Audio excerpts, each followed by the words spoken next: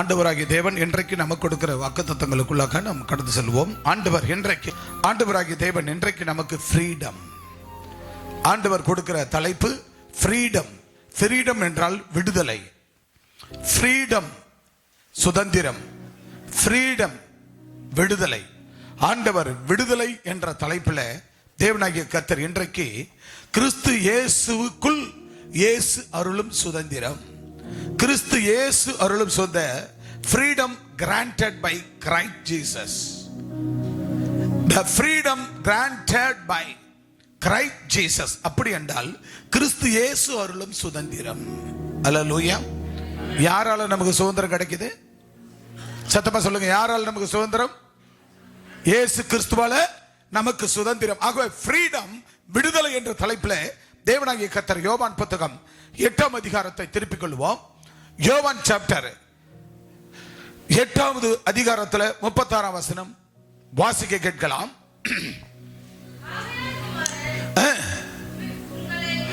ஆகையால் குமாரன் உங்களை விடுதலை ஆக்கினால் மெய்யாகவே விடுதலை ஆவீர்கள். கைகளை தட்டி, கைகளை தட்டி எல்லாரும் ஒரு விசை கரங்களை நல்ல தட்டு உற்சாகமாக. ஆகையால்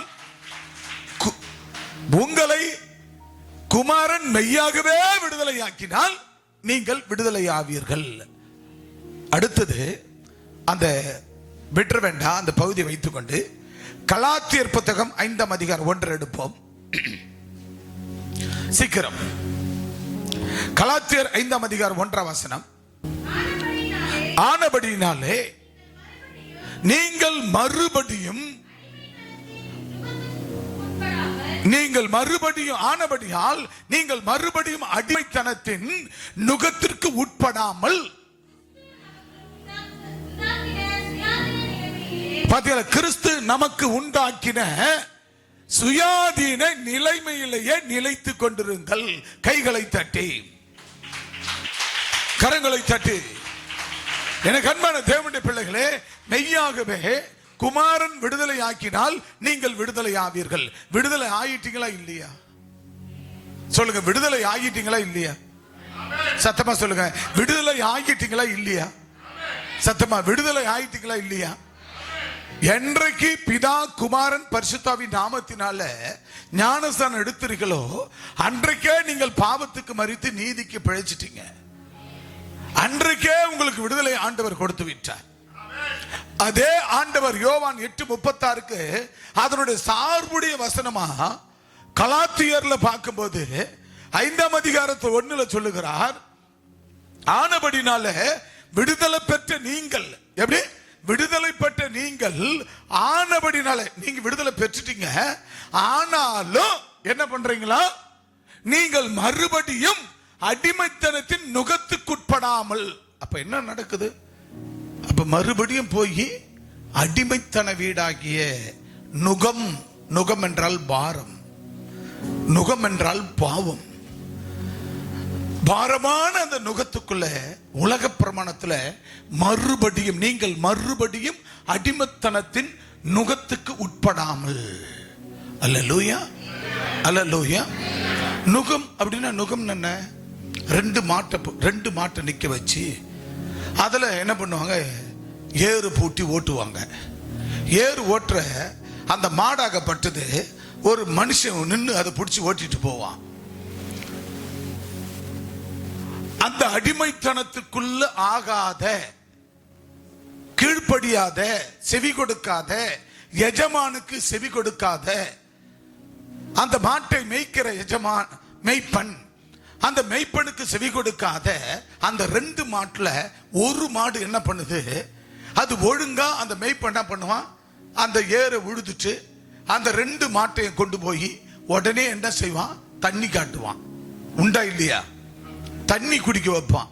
குடிக்க வச்சுட்டு அப்புறம் என்ன பண்ணுவான், அந்த மேய்ப்பன், அந்த எஜமான் இல்ல அல்லது அந்த மேய்ப்பன் கொண்டு வந்து 2 மாட்டையும் கொண்டு வந்து புல்லுள்ள இடங்களிலே மேய்ப்பான். உண்டா இல்லையா? எங்க அப்பா ஏறு பூட்டி ஓட்டுவாரு. அதை ஓட்டி முடிச்ச உடனே 2 அந்த என்ன பண்ணுவாருன்னு கேட்டாக்கா, அவர் அந்த 2 மாட்டையும் கொண்டு போய் முதல்ல தண்ணி காட்டுவாரு. தண்ணி காமிக்கும் போது என்ன பண்ணுவாருங்க, மாட்டுல மேலெல்லாம் இருக்கிற சேரெல்லாம் கழுவாரு.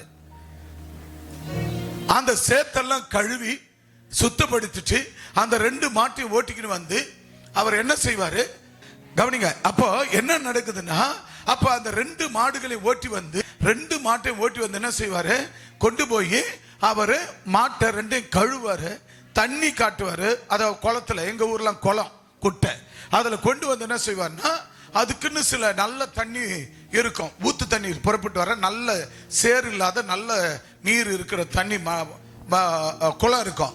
அந்த குளத்துல வந்து என்ன பண்ணுவாரு, அந்த தண்ணியை காட்டுவா, முதல்ல தண்ணியை குடிக்கும். அது குடிச்சு முடிஞ்ச உடனே 2த்தையும் நல்லா போட்டு தேய்ச்சி என்ன பண்ணுவாருங்க, அந்த மண்ணெல்லாம் வாரி போட்டு, வெள்ளை மண் இருக்கும், அதை வாரி போட்டு தேய்ச்சி கழுவாரு. அதை கழுவி அந்த மாட்டை கழுவி என்ன செய்வாரு, சுத்தமா கழுவிட்டு அவரும் கையை காலெல்லாம் கழுவிக்கின்னு ஓட்டிக்கின்னு வந்து என்ன செய்வாருங்க, நல்ல விளைச்சல், அதாவது பயிர் பசுமையா இருக்கிற பயிர் பக்கத்துல அது ஒட்டுல நிப்பாரு, வரப்புல நின்னுக்குன்னு அந்த பயிரை அது கடிக்காதபடி மேயாதபடி அந்த பசுமையா இருக்க புல்கள், அந்த புல்லு ஓரத்துல நின்னுக்குன்னு கையில அத மூக்காங்கவர்ல போட்டு பிடிச்சிருப்பார், கயிறு பிடிச்சிக்கின்னு அதை மேய்க்கிறது வழக்கம்.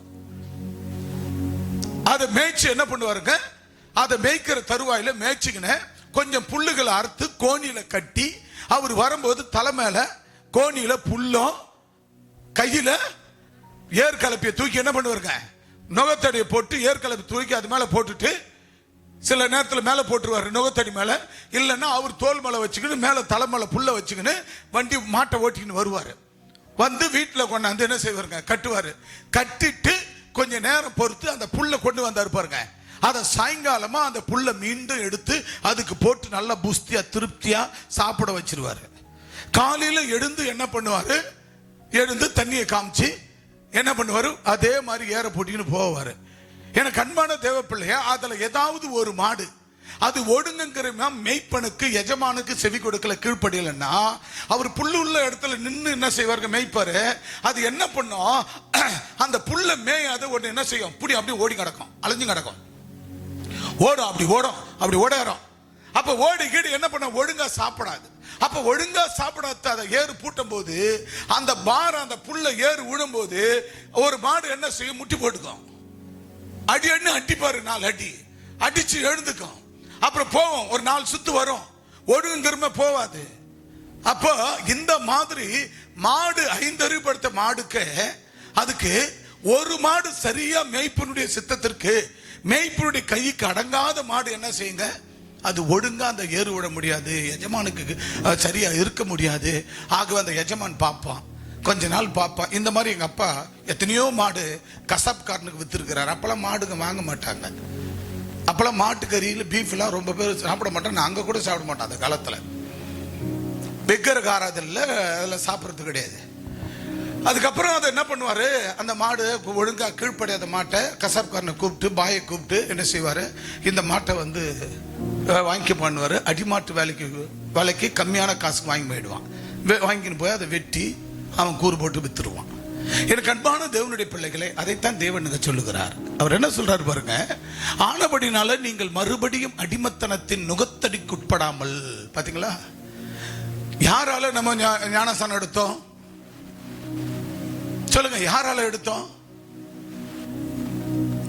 ஆகையால் நீங்கள் மெய்யாகவே குமாரன் விடுதலை ஆக்கினால், வசனம், மெய்யாகவே குமாரன் விடுதலை ஆக்கினால் மெய்யாகவே விடுதலை ஆவீர்கள். அப்ப மெய்யாகவே ஆண்டவர் நாமத்தை கொண்டு நீங்க விடுதலை ஆக்கப்பட்டிருந்தால் நீங்க கண்டிப்பா என்ன செய்வீங்க, இந்த நுகத்தடியில உட்பட மாட்டீங்க, அடிமத்தனத்தின் ஆவியில விட மாட்டீங்க. இந்த அடிமத்தனம் சொல்லப்படுது பாருங்க. ஆகையால் குமாரன் உங்களை விடுதலை ஆக்கினால் மெய்யாகவே நீங்கள் விடுதலை ஆவீர்கள். விடுதலை ஆக்கப்பட்டவர்கள் மீண்டும் ஒரு கணம் அங்கே கலாத்தியர் புத்தகத்துல 5ஆம் அதிகாரத்துல 1ஆம் வசனம் சொல்லுகிறது, நீங்கள் மறுபடியும் அடிமத்தனத்தின் நுகத்தடிக்கு உட்படாமல். பாத்தீங்களா, மீண்டும் போய் அதுல சிக்கிறீங்கன்றத சொல்றாரு. மீண்டும் போய் அடிமத்தனத்துல சிக்கலாமா? ஐயா வந்தாரு ரத்னம், அவர் வீட்டில் இருந்த எல்லாத்தையும் மாறி போட்டு விக்கிரகம் எல்லாத்தையும் மாறி கொண்டு போய் எங்க போட்டீங்கப்பா? நீங்களா ஜேம்ஸ் போனீங்களா? காவாயில போட்டீங்களா? கொளத்துல போட்டீங்களா? பொய்யில போட்டீங்களா? வாத்துல ஓடையில போட்டு வந்தாங்க. ஓடையில போட்டு வந்துட்டு பிற்பாடு இயேசுதான் தெய்வம்னு ஏத்துக்கிட்டு ஞானசானம் எடுத்தாச்சு. மீண்டும் இந்த ஆடி மாசம் திரும்பி பார்த்தால் அடிமத்தனத்தின் நுகத்தடிக்கு உட்படாமல் நீங்கள் மறுபடியும் அல்லேலூயா. இங்க இருக்கிற ஒரே ஒருத்தர் தான் நான் உதாரணம் காமிச்சேன். சில பேர் விக்கிரக ஆராதனையில மீண்டும் போய் அந்த அடிமையில விழுந்துடுறீங்க. சில பேர் சூனிய மந்திரத்தில் எப்போது போல போய் விழுந்துடுறீங்க. சில பேர் அன்னைக்கு ஒரு கல்லு குடிச்சிருக்கலாம், போதைய சாராயம் குடிச்சிருக்கலாம், சூதாடி இருக்கலாம், உலக பிரமாணத்தில் இருந்திருக்கலாம். மீண்டும் அங்க பாருங்க, நீங்கள் மறுபடியும் அடிமத்தனத்தின் நுகத்தடிக்கு உட்படாமல் அல்லேலூயா அதுல போய் நீங்க சிக்க கூடாது என்று கர்த்தர் சொல்லுகிறார். அப்ப விடுதலை யார் தந்தது? யார் கொடுத்தது? ஆக இயேசு கிறிஸ்து நமக்கு உண்டாக்கின சுயாதீன நிலைமையிலேயே நிலைத்து கொண்டிருங்கள். அவர் கொடுத்த அந்த விடுதலையில், அந்த சுயாதீன விடுதலையில் சுயமா கொடுத்தது, சுயமா அவர் ரத்தத்தால சம்பாதித்த பிள்ளைகள். இந்தியாவுக்கு சுதந்திரம் வந்தது எத்தனை வருஷம் ஆகுது? 79 வருஷம். 79 வருஷம். அது யாரால கிடைத்த சுதந்திரம் சொல்லுங்க? மகாத்மா காந்தியால. மகாத்மா காந்தி ஏன் அவரால் கிடைச்சது? வில்லு எடுத்தாரா? அம்பு எடுத்தாரா? ஈட்டி எடுத்தாரா? இல்ல யுத்தத்திற்கு பீரங்கி, துப்பாக்கி, ஏவுகணைகள் எடுத்தாரா? என்ன செஞ்சாரு? பிரிட்டிஷ்காரன் அவன் என்னத்தை எடுத்தான்? அவன் வேதத்தை எடுத்தான், அவன் பைபிள் எடுத்தான். பிரிட்டிஷ்காரன் பைபிளை படிக்கிறான், அந்த பைபிள் எடுத்தான். பிரிட்டிஷ்காரன் எடுத்த பைபிளை நானும் படிக்கிறேன் என்று அவர்களோடு பழகி அவர்களோடு சேர்ந்து அந்த வேதத்தை படிக்க ஆரம்பித்து அமெரிக்காவுக்கு சென்று மர்மோன் தேவாலயத்தில் காந்தியடிகள் ஞானசானம் எடுத்து இயேசுதான் மெய்யான தெய்வம், மெய்யாகவே குமாரன் விடுதலை ஆக்கினால் விடுதலை ஆவீர்கள் என்று அந்த சத்தியத்தை கற்றுக்கொண்டு, அந்த சத்தியம் போதிக்கப்பட்டு, அந்த சத்தியத்தால் ஈர்க்கப்பட்டு அந்த மனுஷன் காந்தியடிகள் ஆண்டவராகிய இயேசுவை ஏற்றுக்கொண்டு ஞானசானம் எடுத்தபடியினால அவர்கள் என்ன செய்தார்கள்? அந்த ஒரே ஒரு கிறிஸ்து அன்பு ஒரு காந்தியடிகளுக்குள்ள போனபடினால, காந்தியடிகள் ஏற்றுக்கொண்டபடினால இந்த இந்தியாவையே காந்தி கையில கொடுத்துட்டு பிரிட்டிஷ்காரர்கள் கர்த்தருடைய பிள்ளைகள் அவங்க நாட்டுக்கு இங்கிலாந்துக்கு சென்றார்கள். கரங்களை தட்டி, கைகளை தட்டி. எனக்கு அன்பான தேவனுடைய பிள்ளைகளே, ஆக இந்த சுதந்திர இந்தியாவில் 79 ஆண்டுகள் ஆகிறது இந்த இந்தியா சுதந்திரம் அடைந்து. ஆனால் இயேசு கிறிஸ்துவுக்குள் சுதந்திரம் அடையவில்லை. ஆனால் வானத்துக்கு கீழே, சூரியனுக்கு கீழே ஆண்டவராகி இயேசு கிறிஸ்து 2025 ஆண்டுகள் ஆகிறது இந்த முழு உலகத்திற்கும் ஃப்ரீடம். ஃப்ரீடம் என்றால் விடுதலை, ஃப்ரீடம் என்றால் சுதந்திரம். அந்த சுதந்திரத்தை ஆண்டவராகி இயேசு கிறிஸ்து 2025 ஆண்டுகளுக்கு முன்னாடி, கிறிஸ்து பிறப்பதற்கு முன்னு, கிறிஸ்துக்கு பிறந்ததற்கு பின்பு, அங்கே கிமுன்னு சொல்லப்பட்டது. கிறிஸ்து பிறந்த நாட்கள் என்று பார்த்தாலே 2025 வருடங்கள் ஆகிறது. இந்த முழு உலகத்திற்கும் இயேசு கிறிஸ்து சுதந்திரத்தை கொடுத்திருக்கிறார். கரங்களை தட்டி கர்த்தர் நாமத்தை மகிமைப்படுத்துவோம். கைகளை தட்டி. எனக்கு அன்பானவர்களே, இந்தியா சுதந்திரம் அடைந்தது என்று சொல்லி இந்த ஆகஸ்ட் 15ஆம் தேதி நம்ம மூவண்ண கலரை எடுத்து நம்ம பேட்ச் குத்தி கொண்டு போகிறோம். வண்டிகளில் அந்த கொடிகளை போட்டு கொண்டு போகிறோம். அந்த பிளாக நம்ம மார்பிள குத்துகிறோம். எனக்கு அன்பான தேவனுடைய பிள்ளைகளே, இந்த இந்தியா சுதந்திரத்துக்காக காந்தியடிகள் மெய்யான தெய்வத்தை ஏற்றுக்கொண்டு இந்த இந்திய சுதந்திரத்தை வாங்கி கொடுத்தார். ஆக இந்த முழு உலக சுதந்திரத்துக்காக பிதாவின் குமாரனாக, மெய்யாக குமாரனாகிய கிறிஸ்து இயேசு இந்த பூமிக்கு வந்து இந்த பூமியில பாடுகளை அனுபவித்து இந்த முழு உலகத்திற்கும் ஆண்டவராகிய தேவன் 2025 ஆண்டுகளுக்கு முன்னாடி ஆண்டவர் இயேசு கிறிஸ்து இந்த முழு உலகத்துக்கும் அவர் சுதந்திரத்தை கொடுத்தார். அவர்தான் ஃப்ரீடம், விடுதலை கொடுத்தார். இயேசு கிறிஸ்து கொடுத்த அந்த விடுதலை எத்தனை பேர் உன் மார்பகத்தில் சுமந்து கொண்டு போகிறாய்? எனக்கு அன்பானவர்களே, ஒரே ஒரு முறை தான் ஆண்டவர் நமக்கு விடுதலை கொடுத்தார். ஒரே ஒரு முறை தான் ஒரு மனுஷன் ஒரு தாயின் வயிற்றுல பிறக்க முடியும். ஒரே ஒரு முறை தான் பிறக்க முடியும். திரும்ப திரும்ப அந்த புள்ள பிறந்துட்டு மீண்டும் போய் தாயின் வயிற்றுல உள்ள போய் திரும்ப வர முடியாது. ஒரு முறை தான் பிறக்க முடியும். ஒரே ஒரு முறை ஆண்டவராகிய இயேசு கிறிஸ்து இந்த பூமிக்கு வந்தார். வந்த தெய்வம் ஆண்டவர். அவர் நமக்காகவே, இந்த முழு உலகத்துக்காகவே, கிட்டத்தட்ட 800 கோடி மக்களுக்காகவே அவர் மரித்தார். அல்லேலூயா. அவர் மரித்து உயிர்த்தெழுந்ததனால, அந்த கடைசி சொட்டு ரத்தத்தினால நமக்கு விடுதலையை கொடுத்தார். அல்லேலூயா. எனக்கு அன்பான தேவ பிள்ளைகளே, இன்னைக்கு விடுதலை விடுதலை விடுதலை என்று சொல்லுகிறோமே. விடுதலை போராட்ட தியாகிகள், விடுதலை போட்ட தியாகிகள் விடுதலை போராட்டத்தில் ஜெயித்தார்கள், விடுதலை பெற்றுக் கொடுத்தார்கள், விடுதலை வாங்கினோம், அதை பண்ணினோம். எனக்கு அன்பான தேவனுடைய பிள்ளைகளே, ஆண்டவராகிய இயேசு கிறிஸ்து கொடுத்தது விடுதலை தான், மெய்யான விடுதலை. நீங்களும் நானும் பெற்றோமே. அந்த விடுதலை எத்தனை பேருக்கு நீங்கள் விடுதலை கொடுத்திருக்கிறீர்கள்? இப்ப வாசிங்க ரோமர் புத்தகம் 6ஆம் அதிகாரம் 14.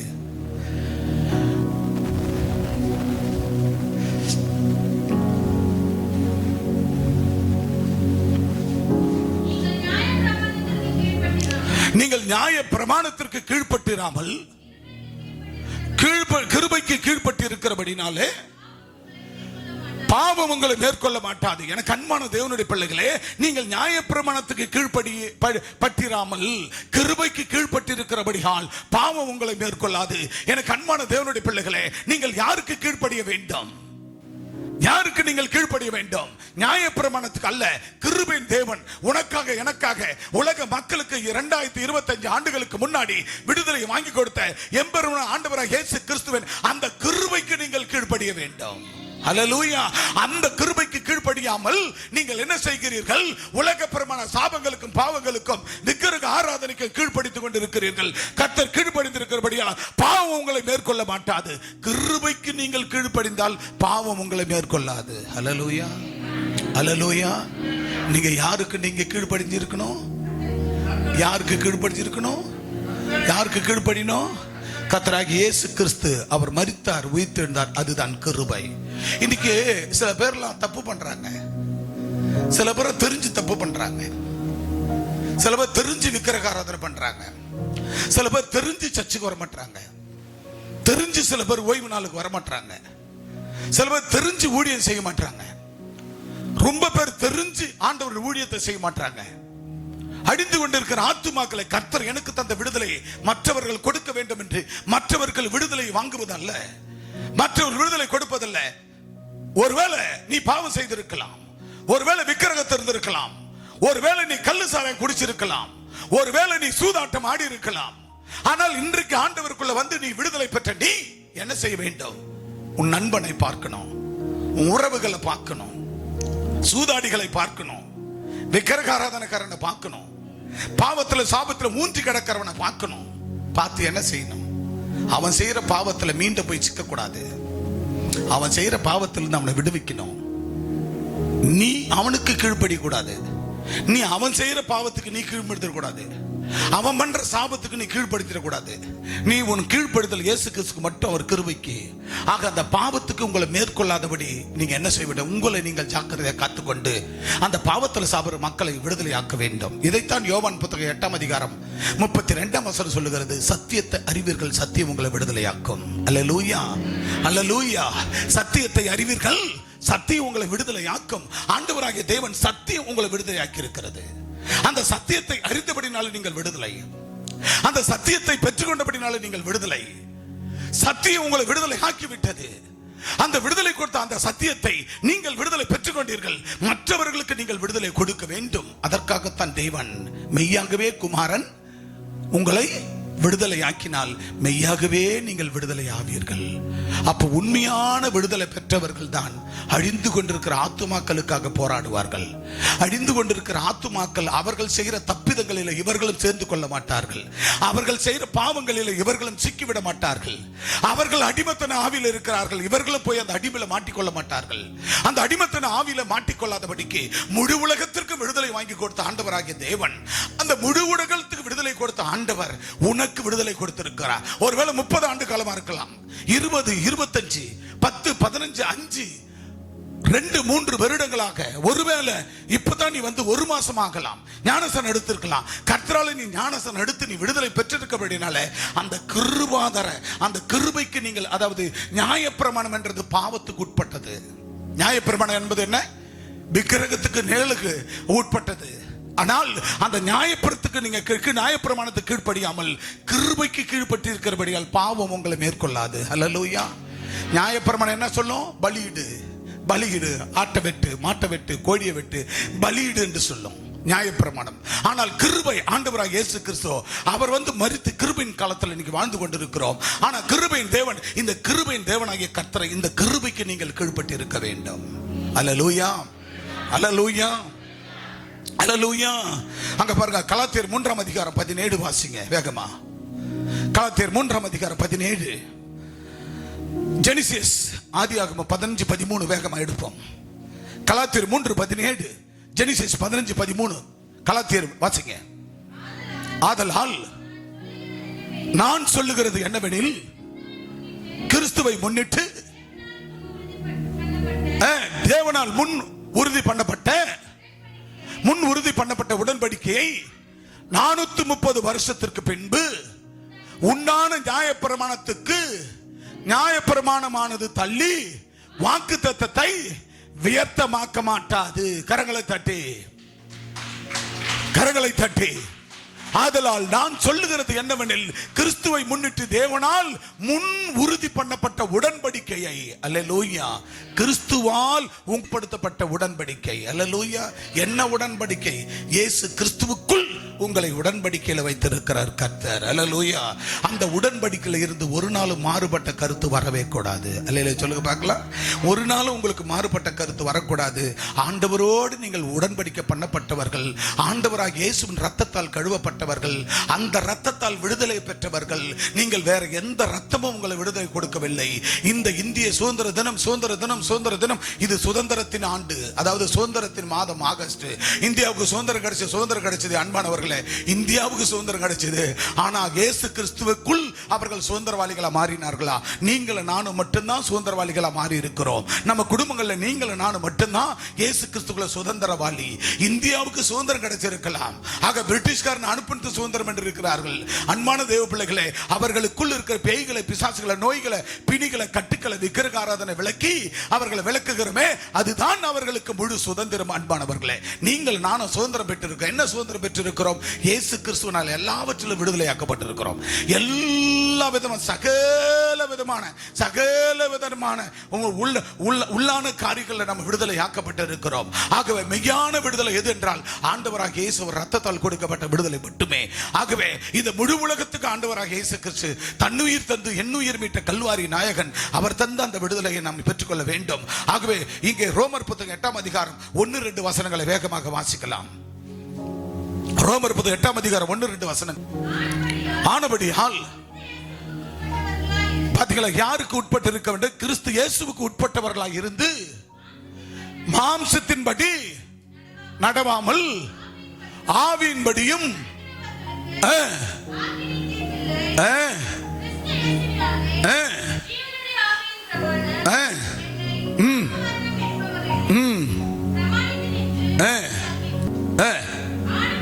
ஆனபடியால் கிறிஸ்து இயேசுவுக்கு உட்பட்டவர்களாக இருந்து மாம்சத்தின்படி நடவாமல். நல்லா கவனிக்கணும். நீங்க யாருடைய பிள்ளையா இருக்கிறீங்க? யாருடைய பிள்ளை? யாருடைய பிள்ளைங்க? சத்தமா சொல்லு, யாருடைய பிள்ளை? வேதம் என்ன சொல்லுது? வேதம் என்ன சொல்லுது? வேதம் என்ன சொல்லுது? ஆனபடியால் கிறிஸ்து இயேசுவுக்கு உட்பட்டவர்களாக இருந்து நீங்க யாருக்குள்ள இருக்கணும்? யாருக்கு உட்பட்டு இருக்கணும்? யாருக்கு? இயேசு கிறிஸ்துவுக்கு. அங்க சாத்தானுக்குன்னு சொல்லப்பட்டிருக்கா? மாரியாத்தாளுக்குன்னு சொல்லப்பட்டிருக்கா? இப்போ யாருக்கு உட்பட்டு?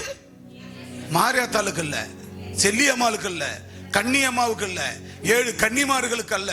யாருக்கு? யாருக்கு? ஏழுமலையனுக்கு இல்ல, காத்தவராயனுக்கு இல்ல, முருகனுக்கு இல்ல, பெருமாளுக்கு இல்ல, சிவனுக்கு இல்ல, எவனுக்கும் எவளுக்கும் கிடையாது. யாருக்கு? சத்தமா, சத்தமா, யாருக்கு? சத்தியத்தை பார்த்து சொல்லு. யாருக்கு? யாருக்கு உட்பட்டவர்கள்? சொல்லுங்க, யாருக்கு உட்பட்டவர்கள்? தேவன் ஆனபடியால் கிறிஸ்து இயேசுவுக்கு உட்பட்டவர்களாக இருந்து நம்ம ஆண்டவருக்கு உட்பட்டவராக இருக்கும் போது நம்ம இஷ்டத்துக்கு மாம்சத்தின்படி நடக்கக்கூடாது. எங்க அக்கா ரேவதி கூட அப்படித்தான். ஒரு வாரம் என்ன சொல்லணும்னா எக்ஸாம் எழுத போறேன், ஒரு வாரம் என்ன பண்றேன் எக்ஸ்போ போறேன், ஒரு வாரம் என்ன பண்ணுவேன் வேலைக்கு போவேன், மாசத்துல ஒரு நாள் மட்டும் ஏசப்பாவுக்கு. அங்க வேதம் என்ன சொல்லுது? மாம்சத்தின்படி நடவாமல். அல்லேலூயா. கர்த்தரால விடுதலை பெற்றவர்கள், ஆண்டவரால விடுதலை பெற்றவர்கள், இயேசு கிறிஸ்துவால் விடுதலை பெற்றவர்கள், அவர் சொந்த ரத்தத்தால் விடுதலை பெற்றவர்கள். எந்த ரத்தத்தால்? ஆடு ரத்தம், மாடு ரத்தம், கோழி ரத்தத்தால் விடுதலை பெற்றவர்கள் அல்ல. ஆண்டவராகிய இயேசுவின் ரத்தத்தால் 2025 ஆண்டுகளுக்கு முன்னாடி விடுதலை பெற்ற நாம் மாம்சத்தின்படி நடவாமல், நம்ம இஷ்டத்துக்கு நம்ம சரீரம் என்ன சொல்லுதோ, என் மனசு என்ன சொல்லுதோ, என் கண்ணு என்ன பார்க்குதோ, எதை தேவையோ அதன்படி மாம்சத்தின்படி நடவாமல் ஆவியின்படியே நடக்கிறவர்களுக்கு என்ன இல்ல. ஆவியின்படி நடக்கிறவர்களுக்கு 10 மணிக்கு வர்றது, ஓய்வு நாள் லீவு போடுறது, பாதி ஆராதனைல வர்றது, இதுக்கெல்லாம் என்னது?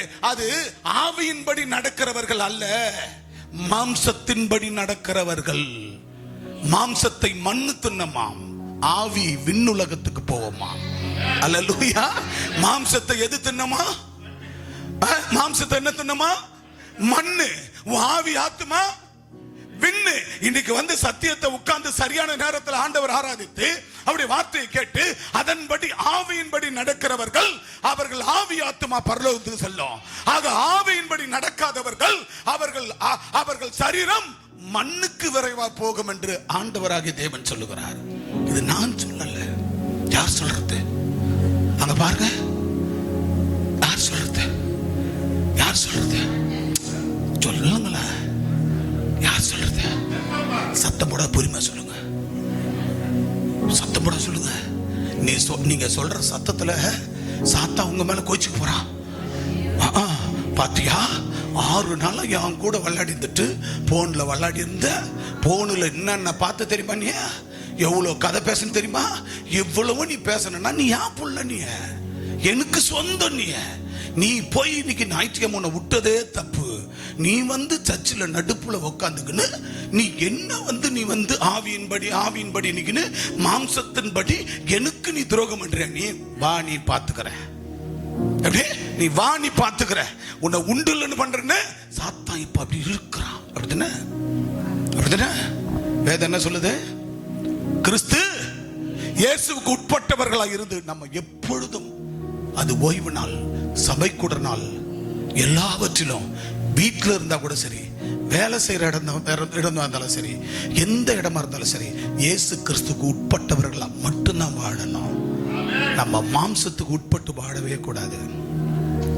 நேத்து பேதுரு, ஆண்டவர் உங்களை நேசிக்கிறார். ஓய்வு நாள் பரிசுத்தமானது. ஓய்வு நாள் யாருக்குரியது? பரிசுத்தமானது. அந்த ஓய்வு நாளுக்கு நீங்க அவர் ஆராதிக்க வர வேண்டும். காரணம், அவர் சரீரத்தை, அவர் ரத்தத்தை சுமக்கிற ஒரு பாத்திரமாக உங்களை வைத்திருக்கிறார். ஆனபடினால் ஓய்வு நாளில் நீங்கள் சாட்சி உள்ள ஜீவியமாய், மாம்சத்தின்படி வேலைக்கு போகாமல் நீங்கள் ஆவியின்படி நீங்க ஆலயத்துக்கு வர வேண்டும். அல்லேலூயா, அல்லேலூயா. ஏனென்றால் நம்மளுடைய பாரங்கள், நம்ம வேலைகள் நம்மளை என்ன செய்யும்? அது பாரம் கொடுத்து நம்மளை ஆண்டவரை விட்டு தூரம் கொண்டு போகும். நம்ம ஜாக்கிரதையா இருக்கணும். அப்ப நான் சொன்னேன், நீங்க வேலை இருந்தா கூட முதல் ஆராதனைக்கு வந்துட்டு போயிடுங்க. ஆனா கர்த்தர் கரெக்டா 2வது ஆராதனைக்கு கொண்டு வந்தார். கைகளை தட்டி, கைகளை தட்டி. கண்பானவர்களே, போன வாரத்தில் கூட ஆண்டவர் சொல்லும்போது சொல்றாரு, எவ்வளவு அழகா சொல்றாரு. இங்க வந்திருக்கிற நீங்க என்ன தெரியுமா நினைக்கணும்? இப்போ சகோதரர் இருக்கிற முதல் இவர் என்ன நினைக்கணும்னா, என் சபையில் இந்த 2வது ஆராதனைக்கு வந்திருக்கிறவர்களும் அதிகமாய் உங்களை நேசிக்கிறேன். இப்ப பேதுரு என்ன சொல்லுவார்னா, ஆண்டவரே, இங்க வந்திருக்கிற 2வது ஆராதனைக்கு வந்திருக்கிற இவர்கள் எல்லாரிலும் நான் அதிகமாய் உங்களை நேசிக்கிறேன். இப்ப இந்த அம்மா சொல்றாங்க, ஆண்டவரே, இதோ பக்கத்துல உட்காந்துங்க ஒரு அக்கா, அந்த அக்காவை விட இங்க இருக்கிற எத்தனை அக்கா தங்கைகள், அம்மாக்கள், அப்பாக்கள், அவங்களை விட நான் அதிகமாய் உங்களை நேசிக்கிறேன். அல்லேலூயா. அப்போ ஆண்டவராகிய தேவன் 3 முறை அந்த காரியங்களை கேட்கிறார். கேட்டு 3வது முறை அவர் சொல்லுகிறார், இங்க இருக்கிறவர்களை காட்டிலும் நான் அதிகமாய் அன்பு செலுத்துகிறேன் அப்படின்னு இங்க நீங்க சொல்லும்படியாக வைத்து, அப்புறம் எங்களுக்கு ஊழியக்காரனுக்கு என்ன சொல்றாருன்னா, இவர்கள் எல்லாரும் என் ஆட்டுக்குட்டி. ஏசப்பா என்ன சொன்னாரு? இவங்கெல்லாம் நீங்கெல்லாம் யாரா? ஆட்டுக்குட்டியா. அப்ப ஆட்டுக்குட்டி, குட்டின்னா எந்த வயசு வரைக்கும் குட்டின்னு சொல்லலாம்? எவ்வளவு மாசத்துக்கு ஆட்டுக்குட்டின்னு சொல்லுவாங்க? சொல்லுங்க. ஆடு குட்டி போட்டுச்சு, அது குட்டி. அந்த குட்டி எவ்வளவு வயசு வரைக்கும், அதை எத்தனை மாசத்துக்கு அதை வந்து குட்டின்னு சொல்லுவாங்க? 3 மாசம் தான் குட்டி. 4வது மாசம் மறுக்க, 5வது மாசம் அது சனப்படும், 6வது மாசம் குட்டி போடும். அப்போ அது குட்டி. அப்போ ஒரு 3 மாசம் வரைக்கும் குட்டி. இவைகள், இந்த ஜனங்கள் என் ஆட்டுக்குட்டின்றாரு. இந்த ஆட்டுக்குட்டிகளை என்கிட்ட சொல்றாரு. என்னன்றாரு? இந்த ஆட்டுக்குட்டிகளை நீ மேய்ப்பாயாக. இப்ப நீங்க யாரா? இப்ப இவங்கெல்லாம் ஆட்டுக்குட்டி. கல்யாணம் ஆவத்தெல்லாம் ஆட்டுக்குட்டி. இப்ப கல்யாணம் ஆனவங்க நீங்க யாரு? திரும்பவும் சொல்றாரு, 2 முறை சொல்றாரு. முதல் ஆட்டுக்குட்டி, 2ஆம் முறை சொல்றாரு, இவர்கள் என் ஆடுகள், இவர்களை நீ நன்றாய் மேய்ப்பாயாக. அல்லேலூயா சொல்லுங்க பார்க்கலாம். அல்லேலூயா, அல்லேலூயா. 3ஆம் முறை சொல்றாரு, இவர்கள் என் ஆடுகள், இவர்களை நன்றாய் மேய்ப்பாயாக. அல்லேலூயா. ஒரு மேய்ப்பன் தன் ஆடுகளையும் குட்டிகளையும் யார்கிட்ட ஒப்படைக்கிறாரு? ஆண்டவர் யார்கிட்ட ஒப்படைக்கிறாரு? மேய்ப்பங்கிட்ட ஒப்படைக்கிறார். இப்ப இந்த மேய்ப்பவளை நாங்க என்ன செய்யணும்? என் குட்டிகளை கவனமா காக்கணும். இந்த குட்டிக்கு 3 மாசத்து குட்டி, 2 மாசத்து குட்டி, 1 மாசத்து குட்டி. இந்த குட்டிக்கு நான் கூட்டிக்கின்னு போய் அந்த ஆடுகளுக்கு போடுற புல்ல, அந்த புல்ல இந்த குட்டிகளுக்கு போட்டா சாப்பிடுமா? சொல்லுங்க. சாப்பிடாது. அந்த குட்டி என்னத்தான் சாப்பிடும்? சத்தமா சொல்லுங்க. குட்டி என்னத்தை குடிக்கும்? பால் மட்டும் தான் குடிக்கும். லிக்விடா தான் குடிக்கணும். எப்படி? லிக்விடா தான் குடிக்கணும். அந்த குட்டிகளுக்கு பால் மட்டும்தான் வேணும். இப்போ இந்த குட்டிகளுக்கு நான் பால் கொடுக்கணும்ல. இந்த குட்டிகளுக்கு பால் கொடுக்க இந்த சத்தியத்தை போதிக்கிற இந்த குட்டிகளுக்கென்று என்ன பண்றேன்? ஒரு வாலிபர் ஆராதனை வச்சு இந்த வாலிபர்கள் இந்த குட்டிகளுக்கான ஆகாரத்தை கொடுக்கிறோம். இந்த எத்தனை குட்டி அந்த ஆராதனையில உட்கார்த்து? அப்ப ஆண்டவர் எங்க கையில ஏன் கொடுக்கிறாரு? ஆடுகளை கொடுக்கிறாரு. திருமணமாகி குழந்தை பெற்றவர்கள், அவர்கள் ஆடுகளை என் கையில கொடுக்கிறாரு. அவங்கள நான் மேய்க்கிறேன். நன்றாய் மேய்த்து இந்த ஆட்டு குட்டிகளை கொடுக்கிறேன். இவர்களை ஆட்டுக்குட்டிகளுக்கு என்று ஒரு ஆராதனை வச்சு அவர்களுக்கு ஆட்டுக்குட்டிகளுக்கு என்று ஒரு ஆகாரத்தை நாங்க கொடுக்கிறோம். அல்லேலூயா சொல்லுங்க. அப்போ இந்த ஆகாரத்துல எத்தனை ஆட்டுக்குட்டி கலந்துக்குது? 1க்கு வயிறு வலி எடுத்துக்குது. இந்த துதி, இந்த ஆராதனை 2வது முடிஞ்ச உடனே 1க்கு வயிறு வலி, 1க்கு கால் வலி, 1க்கு இடுப்பு வலி, 1க்கு தலைவலி, 1க்கு கழுத்து வலி, 1க்கு மனசே வலிக்குது. அப்போ இந்த ஆட்டுக்குட்டிகளை ஒரு மேய்ப்பனா நான் மேய்க்கணுமா, மேய்க்க கூடாதா? இப்ப என் கையில இந்த ஆட்டுக்குட்டி கொடுத்துக்கிறாரா இல்லையா? அதுக்கான இந்த ஆட்டை மேய்க்கக்கூடிய அதுக்கான வாலிபரை கொடுத்து இந்த ஆட்டுக்குட்டிகளை நன்றா மேய்ப்பா அப்படின்னு கொடுத்துருக்கிறோம். கேட்டா எத்தனை பேர் வந்தாங்க? 10 பேர் வந்தாங்கப்பா. அப்புறம் 15 பேர் வந்தாங்கப்பா. அப்புறம் ஒரு 8 பேர் வந்தாங்கப்பா. சரி, வர்ற குட்டிகளை நீ நன்றா மேய். அல்லேலூயா. வர்ற குட்டிகளை நன்றா மேய். ஏன் தெரியுமா?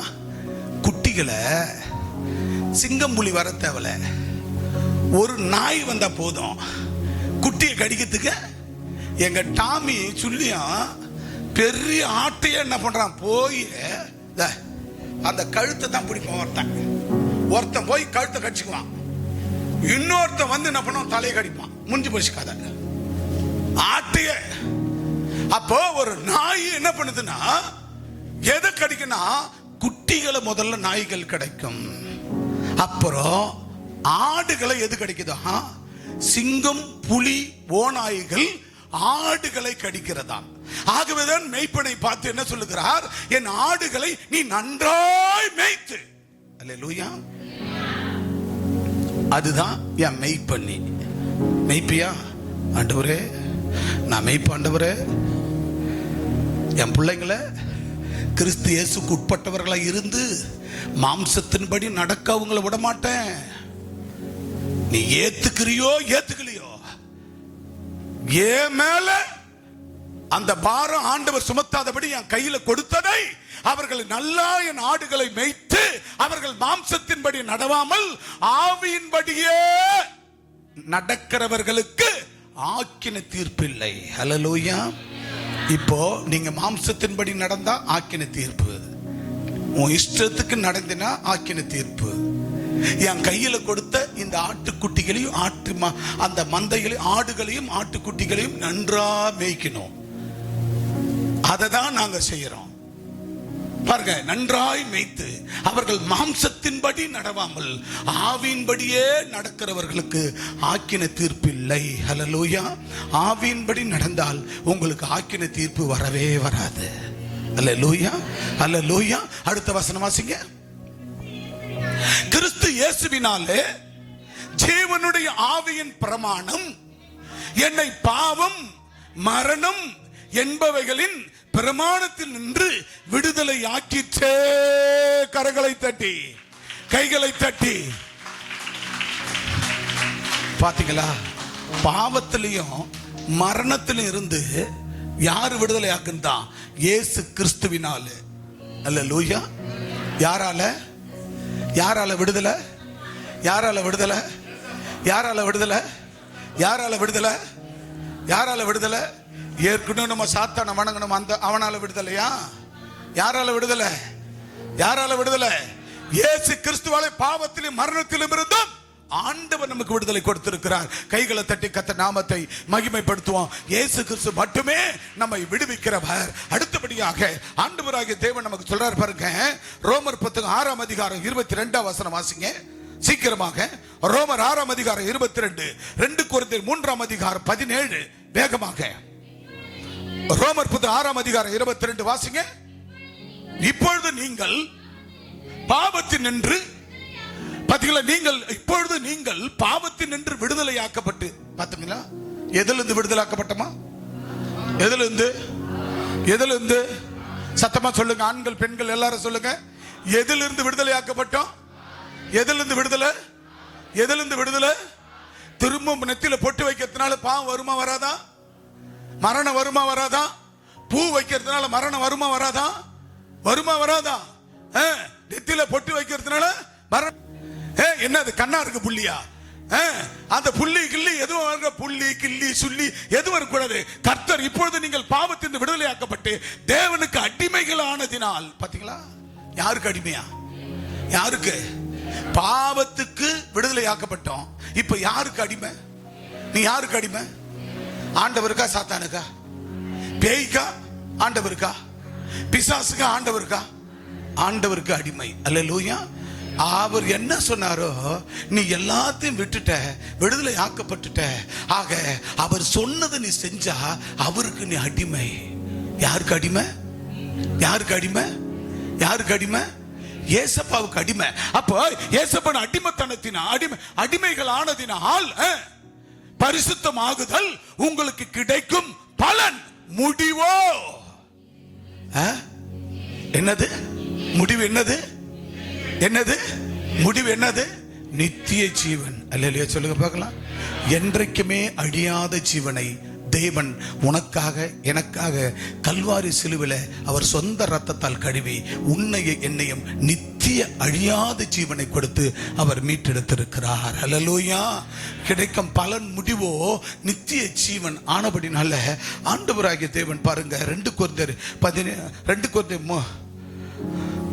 கொரிந்தியர் எடுங்க 3ஆம் அதிகாரம் 17 சீக்கிரமாக.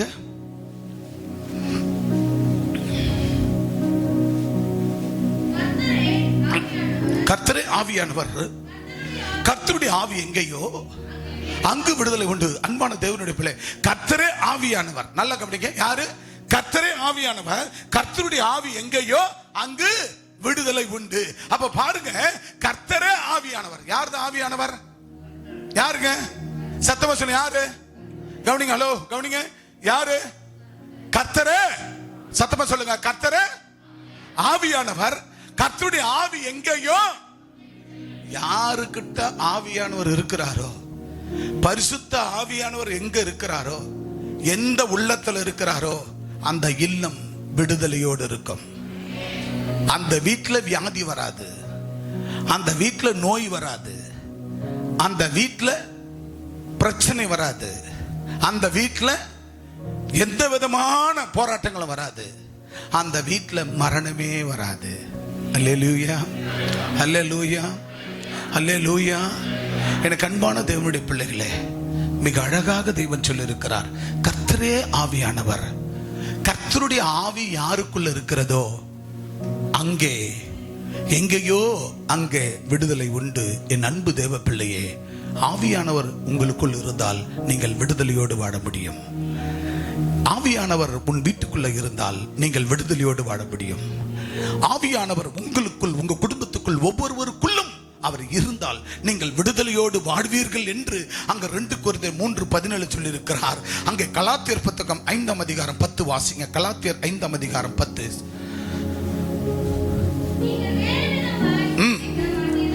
பாத்தீங்களா? நீங்கள் வேறு விதமாய் சிந்திக்க மாட்டீர்கள் என்று.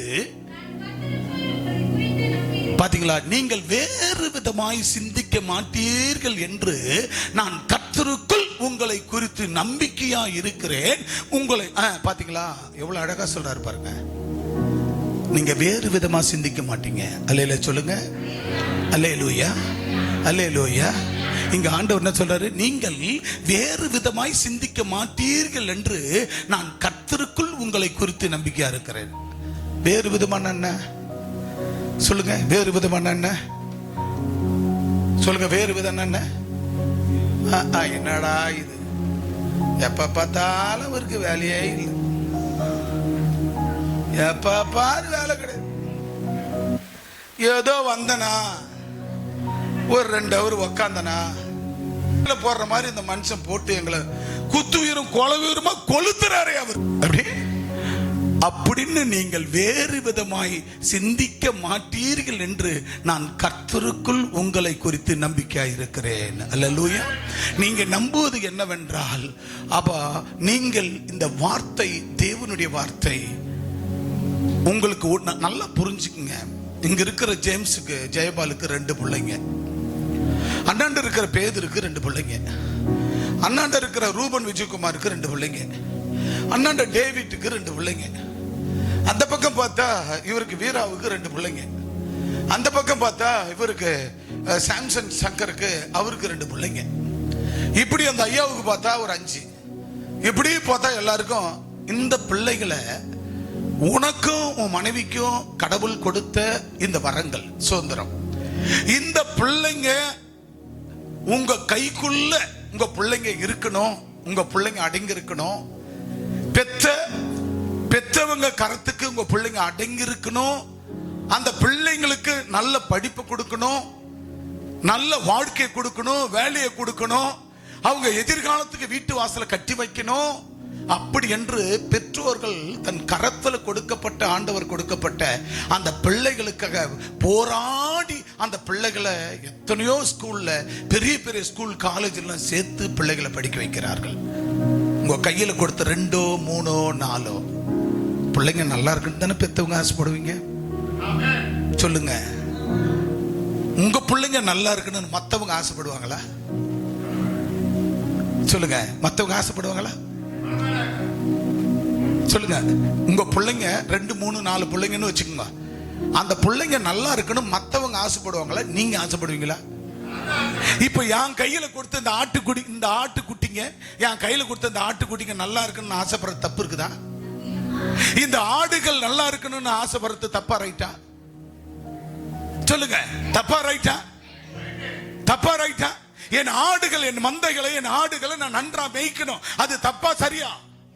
என் ஆட்டு குட்டிகளை நான் நன்றா மேய்க்கணும். அது தப்பா சரியா? சொல்லுங்க, சத்தமா சொல்லுங்க, வாயை தருங்க, சொல்லுங்க. நீங்களே ஐயோ என் பொண்ணு சரியில்லையே, என் புள்ள சரியில்லையோ, ஐயோ ஐயோ ஐயோ நான் என்ன பண்ணுவனோ, இந்த பையனால நான் அவமானப்படுறேன், இந்த பொண்ணால அசிங்கப்படுறேன்.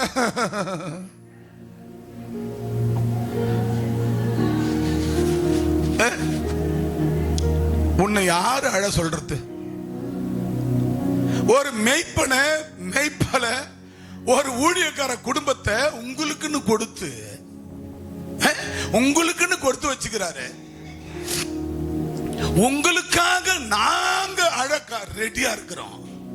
உங்களுக்காக நாங்க கண்ணீர் சிந்தி காதறி நாங்க தினமும் உங்களுக்காக நாங்க ஜெபிக்கிற முழங்கல்ல நின்னு நீ எதுக்கு அழுவுற? நீ எதுக்கு அழுவுற? உன் பாரம் என்ன? உன் கஷ்டம் என்ன?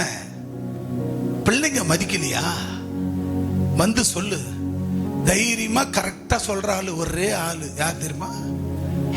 யார் சொல்லுங்க? சுந்தரம் தான் வந்து என்கிட்ட சொல்லும். எப்ப அந்த பொண்ணு ஜெபம் பண்ண மாட்டா, இந்த பொண்ணு கீழ்ப்படி மாட்டா, கரெக்டா சொல்லிடும். ஏன் தெரியுமா? நாம் சந்ததி, என்னால முடியல, என்னால முடிஞ்சு, என்னோட முடிஞ்சிருத்துல இந்த ஆண்டவர், என் பிள்ளைங்க பொண்ணுங்களுக்கு இந்த ஆண்டவர், என் மருமவளுக்கு இந்த ஆண்டவர், என் பேர பிள்ளைகளுக்கெல்லாம் இந்த ஆண்டவர், இன்னும் 4-5 தலைமுறைக்கு, இனி வரும் தலைமுறைக்கு என் ஆண்டவர் தான் தெய்வம். இனி ஒரு காலங்கள்ல சாத்தான் தெய்வம் கிடையாது என் குடும்பத்துக்கு. நான் விட்டு பரலோகம் போனாலும் அங்கிருந்து பார்ப்பேன், என் குடும்பத்தை பார்ப்பேன். குடும்பம் பூமியிலே ஆண்டவரோடு இருக்கிறார்களா இல்லையா என்பதை அங்கிருந்து நான் பார்ப்பேன். ஒரு தேவ தூதலா, ஏஞ்சலாய்.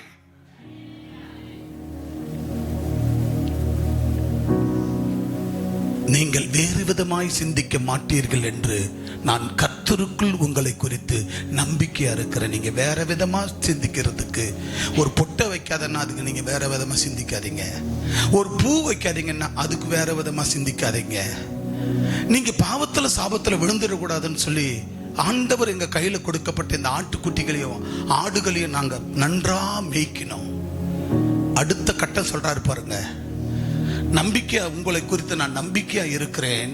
உங்களை கலக்குகிறவன் எப்படிப்பட்டவனாக இருந்தாலும் அவனுக்கு ஏற்ற தனக்கேற்ற ஆக்கினியை அடைவான்.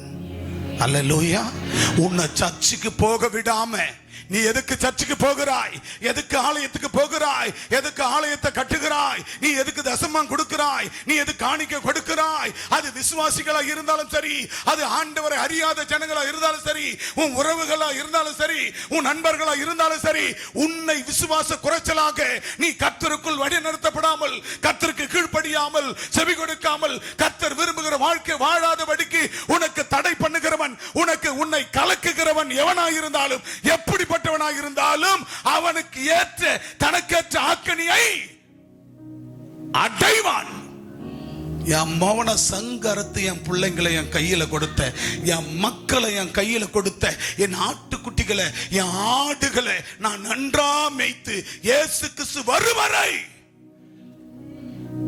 இவர்களை நல்லா மேய்த்து, இவர்கள் பெற்ற விடுதலையோடு இவர்கள் புறப்பட்டு போய் அழிந்து கொண்டிருக்கிற நம் தொப்புள் கொடி உறவுகளை ஆலயத்தில் கொண்டு வந்து அவர்களுக்கும் இயேசுவின் இரத்தத்தால் கழுவி ஆலயத்தில் வைப்பதற்காகத்தான் கர்த்தர் உங்களை நன்றா மேய்த்திருக்கிறார், மேய்த்து கொண்டிருக்கிறார், உங்களை விடுதலையாக்கி இருக்கிறார். உங்களுக்கு கொடுக்கப்பட்ட அந்த ஃப்ரீடம். இன்னைக்கு யாருக்காவது பயம் வருதா? யாராவது மனுஷனை கண்டு பயப்படுறீங்க? மனுஷால பார்த்தா, மனுஷனை பார்த்தா சூரியனுக்கு கீழே பயமா இருக்கிறன்ற ஆள் கை தூக்கு. நீ ஆண்டவர் பிள்ளையே கிடையாது. மனுஷனை பார்த்து பயப்படக்கூடாது. விக்கிரகங்களை பார்த்து வணங்கி வந்த விக்கிரகங்களை பார்த்து பயப்படக்கூடாது. சாத்தானை, பேய்களை, பிசாசுகளை கண்டு பயப்படக்கூடாது. செத்து போன மரண உலைகளை கண்டு பயப்படக்கூடாது. சாத்தானை குறித்து பயப்படக்கூடாது. விக்கிரக ஆராதனை குறித்து பயப்படக்கூடாது. இந்த சூரியனுக்கு கீழே எதை கண்ட எனக்கு பயமே இல்லை, அச்சமே இல்லை, அச்சமில்லை, அச்சமில்லை, அச்சமில்லை, அச்சமே இல்லை. நான் பயப்பட மாட்டேன். Don't worry. பயப்படக்கூடாது. தைரியமா இருக்கணும். நீ பயந்தன்னு வச்சுக்கிய, ஒன்றும் இல்லை, வெரி சிம்பிள். அஜய்க்கு ஆண்டவர் கிடையாது, அதிகமா இல்ல. பட்டுன்னு பக்கத்துல என்ன பண்ணிட்டான் ஒருத்தன், டேய் ஏன்டா ஒப்பங்கம்மா கூட சர்ச்சுக்கு போற, ஏன் நீ போற, போவாத, இவ்வளவு தூரம் எதுக்கு, போவாத, நின்றுங்க, ஒப்பம்மா விடாத, நீ போவாத, உன்னாலதானே போறாங்க, நீ போவாத, நித்துரு. உங்க வீட்டுல ஏன் ஜெபம் பண்றாங்க, ஏன் எப்ப பார்த்தாலும் காலையில பைபிள் ஸ்டடி, ராத்திரிக்கு ஜெபம் 1 மணி நேரம், எதுக்கு இதெல்லாம் வேணாண்டா. சண்டை போடுறான், வீட்டுல போடுறான், வந்து 2 நாளைக்கு முன்னாடி பைபிள் தூக்கிட்டு வெளில போங்க, அப்பா அம்மாவை வெளில போ. யாரு கலக்கி விட்டான்? கலக்கி விட்டானா யாரு? இங்க பாருங்க, உங்களை கலக்குகிறவன் எப்படிப்பட்டவனா இருந்தாலும், சர்ச்சுக்கு வர ஜனமே சிலது சீர்கட்டது கலக்கம், விசுவாசம் இல்லாத கலக்கம். சில சபைகள்ல இருந்து சில பேர் கலக்குவான், சரியில்லாதவன். நீ ஏன்டா சர்ச்சுக்கு போற, தோக்குத பக்கத்துல அடிவாசல்ல, இங்க விட்டு உங்க அப்பனுக்கும் உங்க அம்மாவுக்கும் இங்க இல்லாத அங்க கடிக்குது கல்வாரில். நானா புள்ளைய கலக்கி விட்டான். இப்ப புள்ளைக்கு பிரச்சனை இல்ல, ஜெபம் பண்ண அவன் சரியாயிட்டான். இப்ப யாருக்கு பிரச்சனை? யாருக்கு பிரச்சனை? அங்க பாருங்க வசனத்தை, கலக்குகிறவன் எப்படிப்பட்டவனாக இருந்தாலும், அவன் சீர்கட்ட ஊழியக்காரனா இருந்தாலும், சீர்கட்ட ஊழியக்காரியா இருந்தாலும், சீர்கட்ட அவிவிசுவாசியா இருந்தாலும், எப்படிப்பட்டவனாக இருந்தாலும், அதுக்கு தான் அர்த்தம் தான். எப்படிப்பட்ட ஆட்களா இருந்தாலும், நீ எத்தனை வருஷமா நீ ஊழியம் செஞ்சிருந்தாலும் பரவாயில்ல, நீ சீர்கட்ட ஆளா இருந்தால், நீ எப்படிப்பட்டவனாக இருந்தும் தனக்கேற்ற ஆக்கினை அடைந்தே தீருவான். அல்லேலூயா, அல்லேலூயா. காரணம், என் கையில கொடுக்கப்பட்ட என் ஆடு, என் கையில கொடுக்கப்பட்ட ஆட்டு குட்டி, இந்த குட்டிகளை குழி நரிகளும் ஓநாய்களும் நரிகளும் நாய்களும் என் குட்டிகளை பீறி போடக்கூடாது.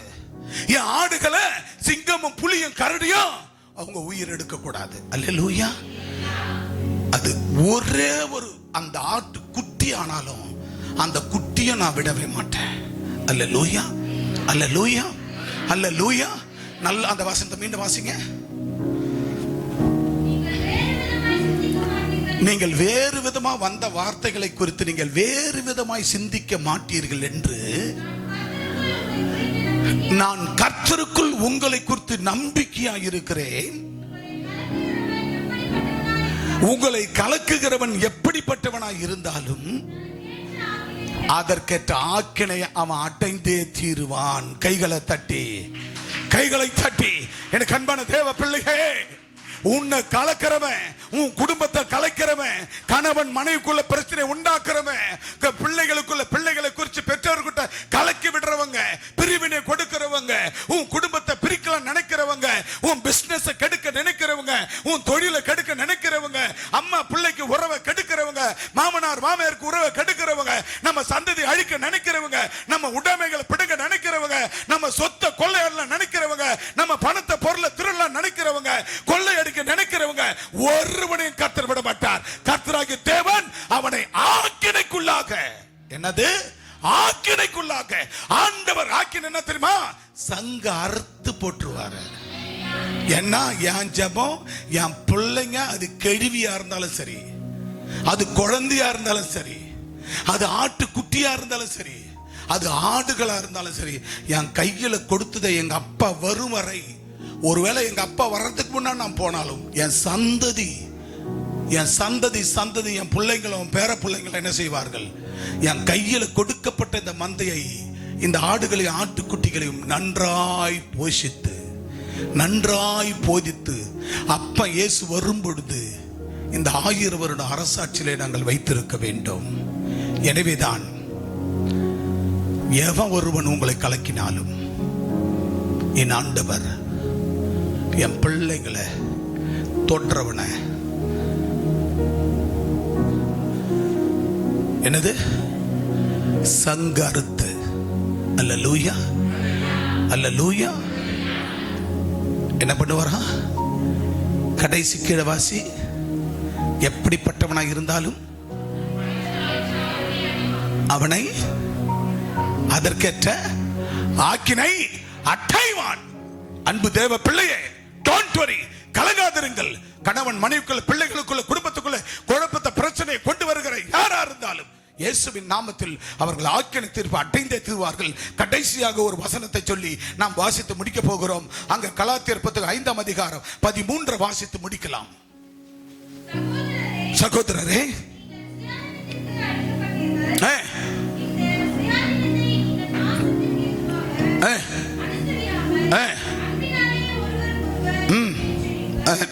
மீண்டும் வாசிப்பா வசனத்தை. சகோதர சகோதரிகளே, நீங்கள் சுயாதீனத்துக்கு அழைக்கப்பட்டீர்கள். 5:13 வாசிக்கிறோம். 13:5-13 வாசிங்க. அதுதான் அந்த வசனம் தான். கலாத்தியர் 5:13. சகோதர சகோதரிகளே, நீங்கள் சுயாதீனத்திற்கு அழைக்கப்பட்டீர்கள். இந்த சுயாதீனத்தை நீங்கள் மாம்சத்துக்கு ஏதுவாக அனுசரியாமல் அன்பிலே ஒருவருக்கொரு ஊழியம் செய்யுங்கள். அல்லேலூயா. Very simple. ஆண்டவர் சொல்றாரு பாருங்க, வெரி சிம்பிள். அழகா சொல்லிட்டாரு. சகோதர சகோதரிகளே, நீங்கள் சுயாதீனத்துக்கு அழைக்கப்பட்டீர்கள். உங்களை சுயமான ஆட்சி இருக்கிற இண்டிபெண்டன்ட் ஃப்ரீடம். அல்லேலூயா. சுதந்திரமா இருக்கிறீங்க, விடுதலையோடு நீங்க இருக்கிறீங்க. நீங்க விடுதலையோடு அழைக்கப்பட்டிருக்கீங்க. இந்த சுயாதீனத்தை, விடுதலையை நீங்கள் மாம்சத்துக்கு ஏதுவாக அனுசரிக்க கூடாது. என்னவா? ஆண்டவர் கொடுத்த இந்த விடுதலையை மாம்சத்துக்கு ஏதுவாக ஞாயிற்றுக்கிழமை சர்ச்சுக்கு வராம இருப்பது, அதுதான் மாம்சத்துக்கு ஏற்ற மாதிரி அனுசரிப்பது. வேலைக்கு போவது, ஃபங்க்ஷனுக்கு போவது, ஓய்வு நாள், சபை கூடுதல், மாம்சத்துக்கு ஏற்ற மாதிரி அனுசரியாமல், நீங்கள் மாம்சத்துக்கு ஏதோ அனுசரியாமல் அன்பிலே ஒருவருக்கொருவர் ஊழியம் செய்யுங்கள். அல்லேலூயா. என்ன செய்யணுமா? அன்பிலே ஒருவருக்கொருவர் ஊழியம் செய்யதான் ஆண்டவர் உங்களுக்கு ஃப்ரீடம் கொடுத்திருக்கிறார். ஃப்ரீடம். ஃப்ரீடம் என்றால் விடுதலை. ஃப்ரீடம் என்றால் சுதந்திரம். சுதந்திரம் என்றால் விடுதலை. ஃப்ரீடம் என்றால் விடுதலை, சுதந்திரம். ஆண்டவராகிய தேவன் அன்பிலே ஒருவருக்கொருவர் நீங்கள் ஊழியம் செய்யுங்கள். மாம்சத்துக்கு ஏதுவாக நீங்கள் அனுசரிய கூடவே கூடாது. ஹல்லேலூயா. அல்லேலூயா. ஆக மாம்சத்துக்கு ஏதுவாக நீங்கள் அனுசரியாமல் அன்பிலே ஒருவருக்கொருவர் ஊழியம் செய்யுங்கள். எனவே உங்களுக்கு விரோதமாய் எவன் யார் எப்படிப்பட்டவன் எழும்பினாலும் அவனுக்கு ஏதுவான அந்த காரியத்தில் ஆண்டவரே அவர்களை நியாய விசாரிப்பார். அல்லேலூயா.